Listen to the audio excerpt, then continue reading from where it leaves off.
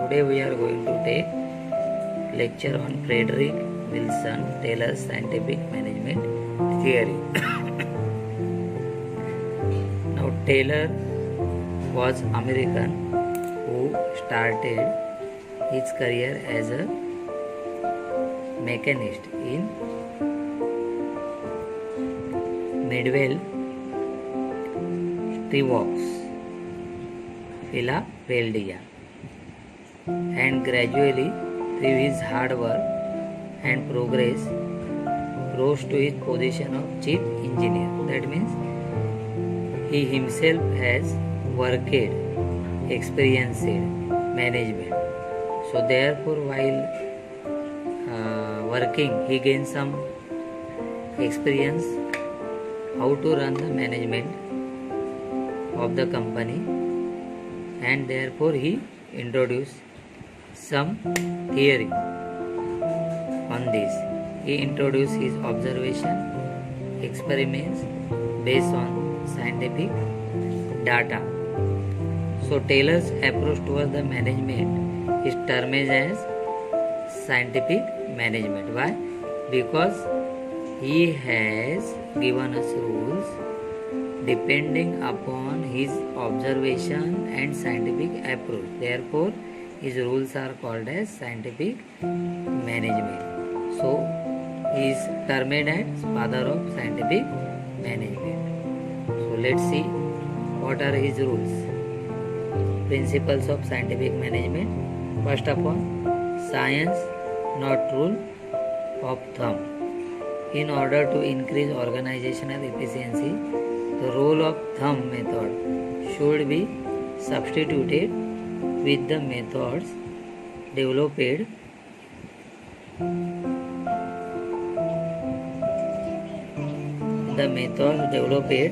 through scientific analysis of work. So, if we want to increase the organization efficiency, work of organization, so what we have to do? We have to analyze our work scientifically. We have to use scientific method, develop scientific method to analyze our work. Rule of thumb decisions are based on personal judgment of management. Thumb decision means which one to choice. 1, 2, 3, 4, 5, 6. This is 6 number. Okay, this is okay. Choice it. So, this is not scientific management. That means we cannot select any process, any rule according to our mind. We should have scientific approach.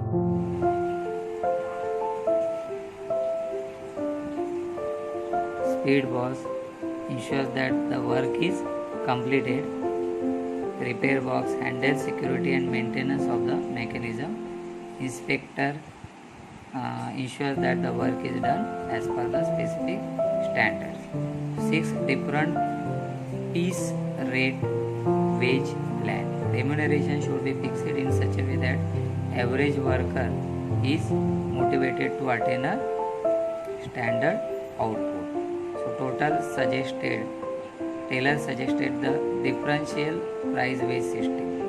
Higher rates are offered to employees who complete the work more than the standard quantity under the system. So remuneration or wage rate or salary should be offered according to their performance. If the person is doing more efficiently and completing target within the period or before the period, he should be given more higher wages according to Taylor. So this is the end of scientific management given by Taylor. Okay, thank you very much for attending this lecture. You can take 3 lines for the each point.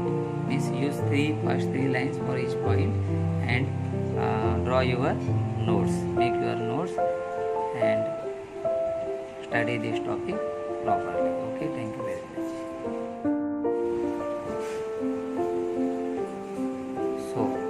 standardization of tools and equipment. While Taylor working during his management period, he observed standardization of tools and equipment. Means what? Which method of production will help more to reduce the spoilage and wastage of materials. कुठली technique आपण use केली तर आपले कमीत कमी wastage होईल material किंवा spoilage कमी होईल, कॉस्ट ऑफ प्रोडक्शन कमी होईल, फटीग कमी होईल, मीन्स एक्झर्शन कमी होईल. So therefore there should be selection standard, there should be selection of standard tools and equipment for working, for work process. And next is scientific task setting. Taylor emphasizes need for fixing a fair day's work. Scientific work setting is important to prevent employees from doing work much below their capacity. By using this technique, employees will complete the task according to standard given to them. Means minimum work that should be completed during the given period of time by employee, that should be fixed. एखादा employee दिलेल्या कालावधीत किती काम करू शकतो ते set केलं पाहिजे टार्गेट. आणि ते टार्गेट सेट केलं तर काय होईल, तो एम्प्लॉई वेस्टेज करणार नाही time.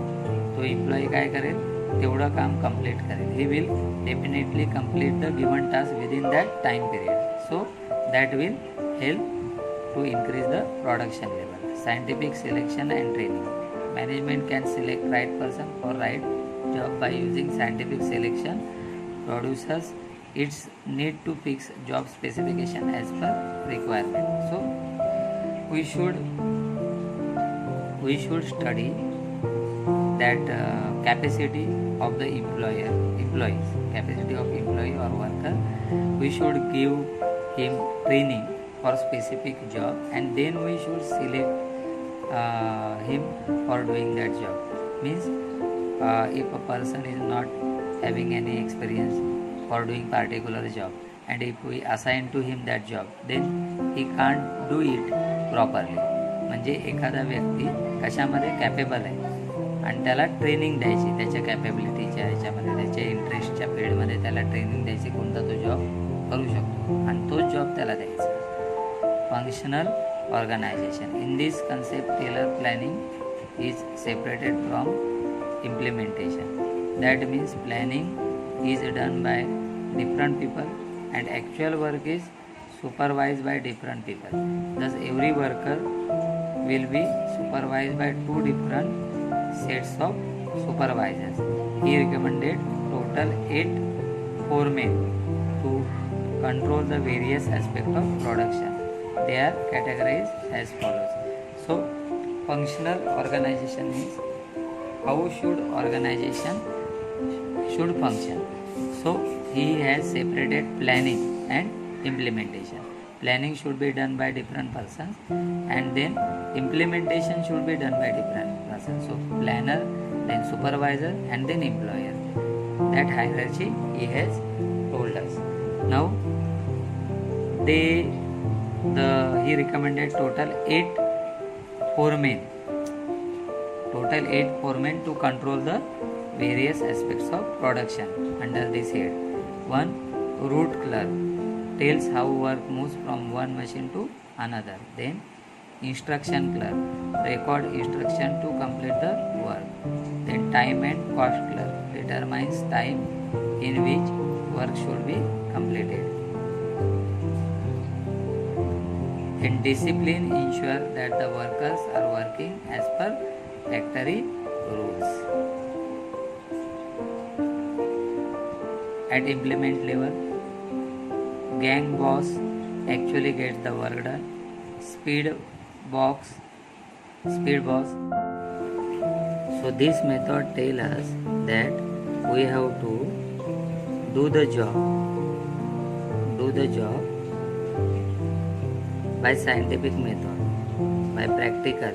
we have to observe what is right and wrong, not by trial or error method. Okay.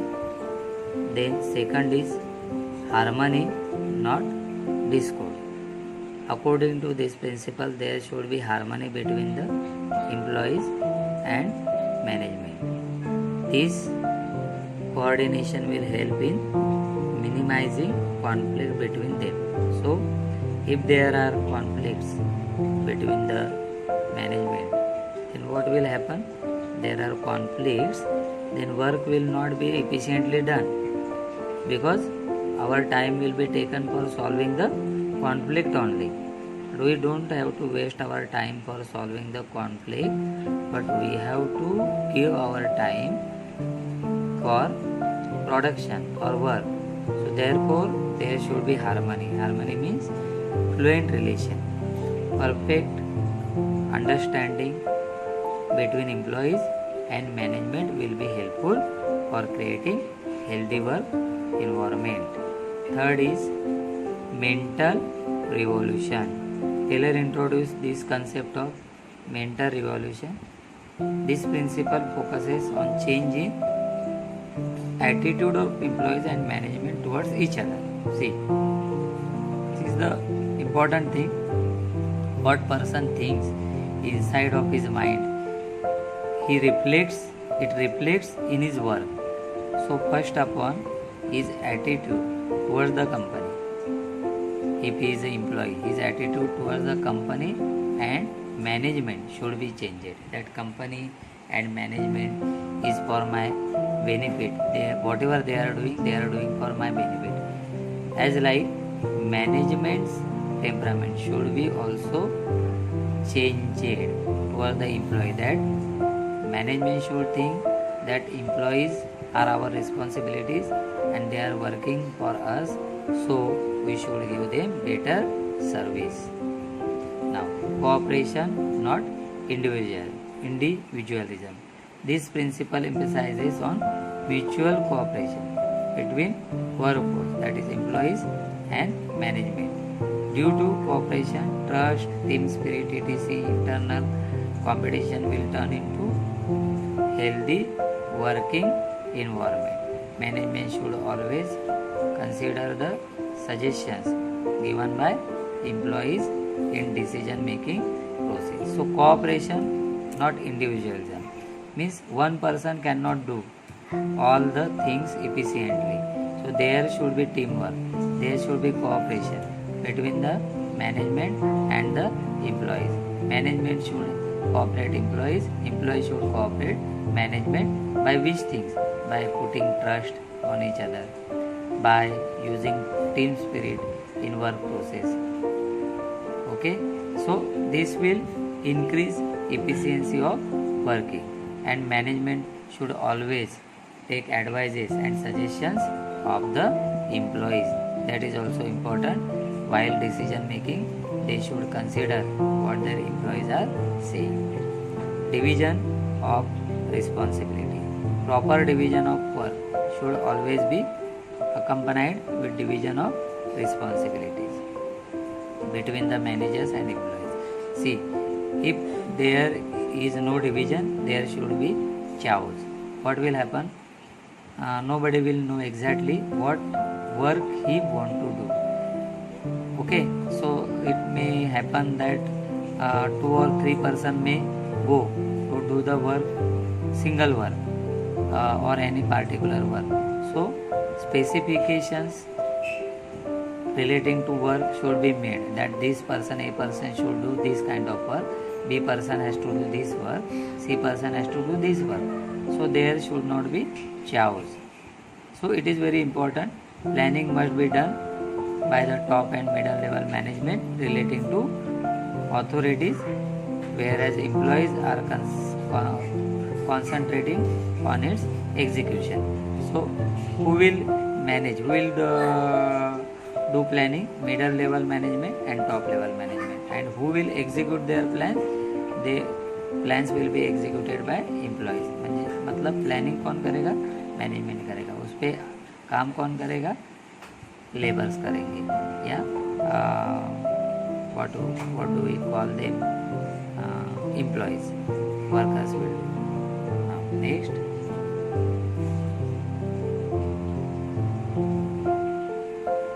now 6 is development of employer and employees for greater efficiency and maximum prosperity.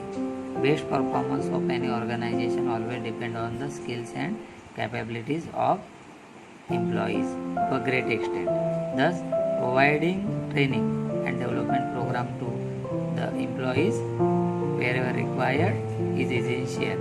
So, see, whatever company's production, company's management, service, it will be run depending on the how the employees are skillful. So, if we want to increase the efficiency of the work and production and the result of the organization, what we have to do? We have to give better training, skillful training to our employees, so their performance will increase. Now, technique of scientific management. First upon work study. Before assigning the work to available workforce, proper work study should be done by the management. Work study consists of an organized, systematic and critical assessment of various activities or functions. So, before assigning work, means before giving work to a particular employee, first upon management should criticize or study the kind of work they are giving. That is called as work study. Okay, so then what are the things under this point? Under this point, that is a work study, we have to study certain things. That is a time study. It is a technique of observing and recording the time taken by the employees to complete the given task. Then method study. There are always various methods of completing the task. For best quality and cost efficiency, which method is better suited? That should be selected by observing on employees by the management. म्हणजे वेगवेगळे method employees use करतील. त्यापैकी योग्य method कुठली आहे हे कोण select करणार आहे? मॅनेजमेंट सिलेक्ट करणार आहे. सो फर्स्ट आपण टाईम स्टडी, किती टाईम लेबर्स घेत आहेत, एम्प्लॉईज घेत आहेत, त्याचा स्टडी करायचा. सो कोणता इफिशियंट टाईम आहे, किती टाईममध्ये ते काम झालं पाहिजे हे ऑब्झर्वेशन नंतर त्यांना समजेल. Then method study. Then motion study. The study of required motion means movement of an employees as well as of machine while completing a particular task is very important. It is helpful in eliminating unnecessary motions and finding the best method of doing a particular job. So what is motion? Motion means movement of labor as well as machine. So we have to study it, that how the employees are moving and machines are working to complete the particular work task. So unnecessary movement can be stopped and work efficiency can be increased. Then fatigue study. Generally long working hours without sufficient breaks, target pressure, heavy working tools and poor working conditions result into physical and mental stress. That is a fatigue. It has adverse effect on the efficiency and health of the employees. So what happens if employees are working for long hours, then without break, then they are under target. अभी हर company में क्या होता है, sales में specially, bank में, loan में, सभी जगह पे, इंश्योरेंस में टारगेट होता है, इतना ही करना ही चाहिए, इतना करना ही चाहिए, इतना करना ही चाहिए. ये टारगेट के प्रेशर में कुछ भी काम नहीं होता है. जेवढा आपण टार्गेट प्रेशर देणार ना, एवढं कंप्लीट झालंच पाहिजे, एवढं केलंच पाहिजे. ॲक्च्युली जे काम नॅचरली होऊ शकतं ते पण होत नाही. So motivation is needed, not target. So target pressure हा सगळ्यात मोठा काय प्रॉब्लेम आहे सध्याला एम्प्लॉईजचा. Why they can't give good performance? Because they are under pressure. Then heavy working tools. Sometimes they may require to use heavy tools. Then working condition may be bad. Then there may be mental stress. So it will bring fatigue to them. Fatigue means थकवा, exertion. ते थकणार काम करून करून. तर तो थकवा दूर करण्यासाठी काय करता येईल त्याचा अभ्यास मॅनेजमेंटने केला पाहिजे. Then second is standardisation of tools and equipment. What we are doing, हम लोग क्या अभी पढ़ रहे हैं, हम लोग पढ़ रहे हैं टेक्निक ऑफ साइंटिफिक मैनेजमेंट. कौन सा टेक्निक यूज़ करना चाहिए उसमें? वर्क स्टडी में हम लोग ने पढ़ा time study, method study, motion study, fatigue study. Then second is standardisation of tools and equipment. With the result of experiments conducted at work place, Taylor advocated standardization of tools and equipment. Standardization, working environment and method of production help to reduce spoilage and wastage of material, cost of production, fatigue among the workers and improves quality of work. So standardization of tools and equipment means when Taylor observed workplace while his working period, he